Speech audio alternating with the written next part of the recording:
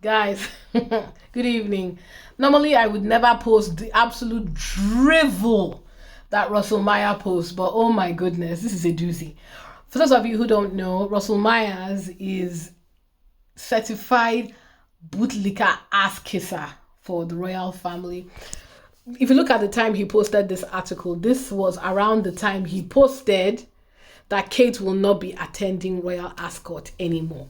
He quickly ran to put an article together because he is the royal editor of the Mirror. So he has that luxury. So the PR arm of Kate, because he's the same person that was pushing this nonsense Kate effect and cancer, that I was so embarrassed for him, frankly.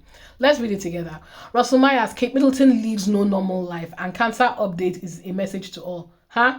The Princess of Wales had been expected at Royal Ascot today, but pulled out of attending the event. And the Mirror's royal editor says it shows how Kate still needs her to take her return to work softly, softly. There can be no clearer indication, guys, for the Princess of Wales and indeed anyone recovering from cancer. Oh, I see, that's the scope of the need to take things slowly. In January, when Kate announced the news that she was in remission after 6 months of preventative chemotherapy last year, she spoke of her relief, but stated that she remained focused on recovery. I want to remind everybody, this woman came out in January, the same day that Meghan's show was meant to come out, either a day before or the same day, to announce to everybody in her so-called surprise visit to a children's cancer hospital that she claimed that she got her cancer treatments from, to announce to us, guys, that she is now cancer-free.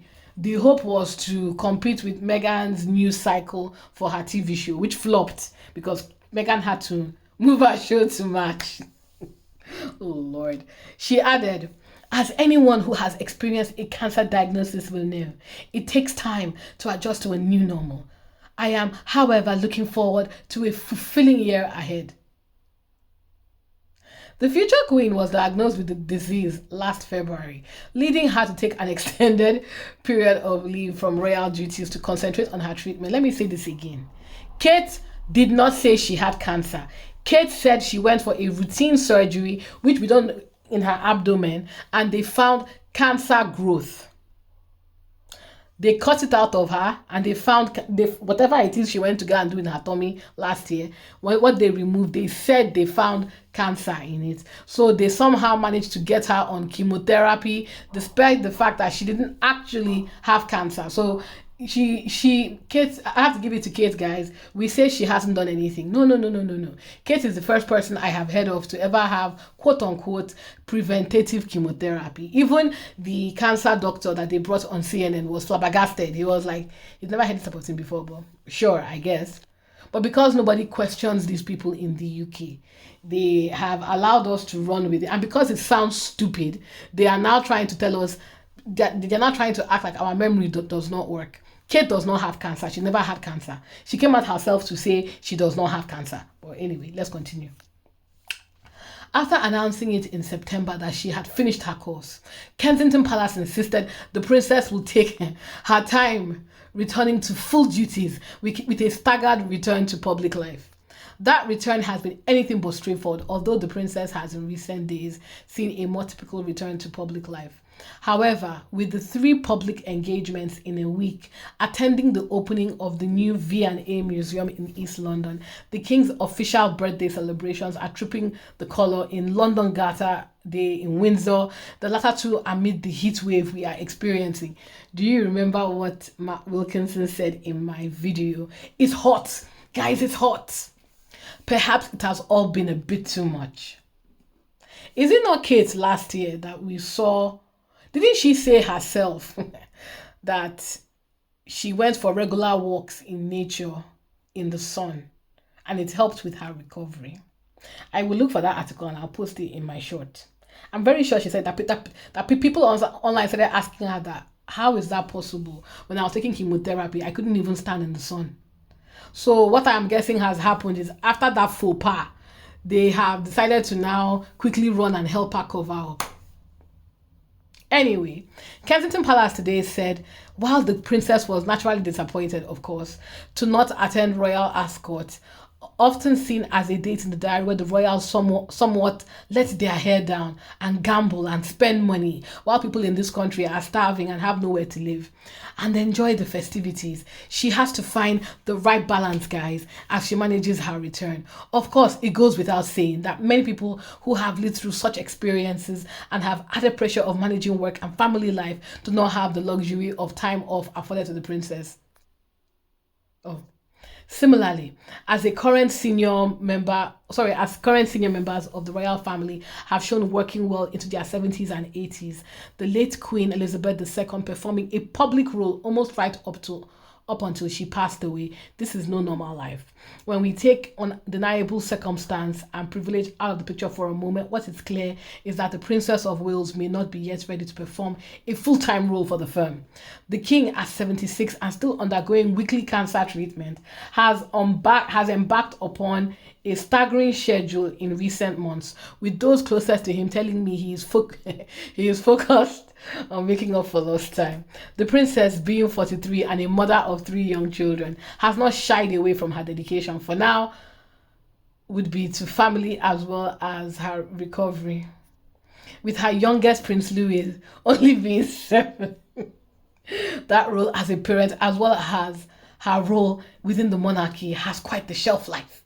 Aside from the confusion of Kate being named in the official program and the royal ascot chiefs announcing her attendance a mere 20 minutes before the palace announced she would not be attending, with at best a bizarre lack of communication for such a senior figure, the princess clearly needs to listen to her own body and mind and do what is right for her. And if she is allowed to do so, her family, the royals, and indeed all the charities and the organizations she works will reap the benefits. Well, guys, one can only hope and pray when one ascends a certain level in life. We have a boot-licking, toading, butt kisser like Russell Myers, because that was exemplary. He more or less called her Saint Sister Teresa at this point. He might as well have called her the holy day, as they called the Pope, the way he was venerating all up on that ass. Look, Kate doesn't have cancer. She never had cancer. They found something that they said was cancerous, and she went for preventative chemotherapy, which is not a thing, by the way. I can't go to the NHS and say, NHS, please give me preventative chemotherapy. Also, many people do not have the luxury, as Russell rightly pointed out, of not attending work for an extended amount of time, but taking 5 holidays. Kate has been on 5 holidays since she announced to us in January that she was now cancer free, and she has worked a grand total of 5 times. I like how he focused on this week, because this was actually the most week we've seen Kate work. Kate has not worked more than 5 times this year. That visit she went to the charity hospital to try and upstage Meghan and announced to us that she was now cancer free. That during St. Patrick's Day, that she's the colonel or something. She was just standing there and she gave them Guinness or some nonsense like that. And then the 3 things she did last week: tripping of the color, Gata Day, and the VA. This is the sum total of Kate's work this year, but she has been on 5 vacations. No, I am not going to mention those nature videos because they make no sense. They make no sense, guys. They make no sense. Kate and Kensington Palace, we see you. If you don't want to walk, I would have a bit more respect for you if you just came out like Camilla and said, fuck all of you, I'm not doing shit.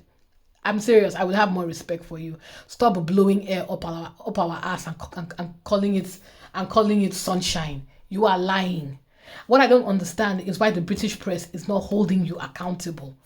I don't know what's going on with these people. The jokes are many that Billy Idol has boyfriends, Jason North, if that's the case, or that their marriage is in trouble. I don't care.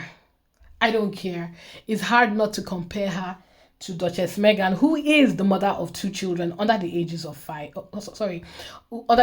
10, who is able to run a business, run a TV show, go on podcasts, and get things done. But I guess when you can't compare, you have to make up BS and excuses. Guys, please feel free to give your thoughts on this matter in the chat. Please continue to like, subscribe, and share. Thank you for all your support, and take care.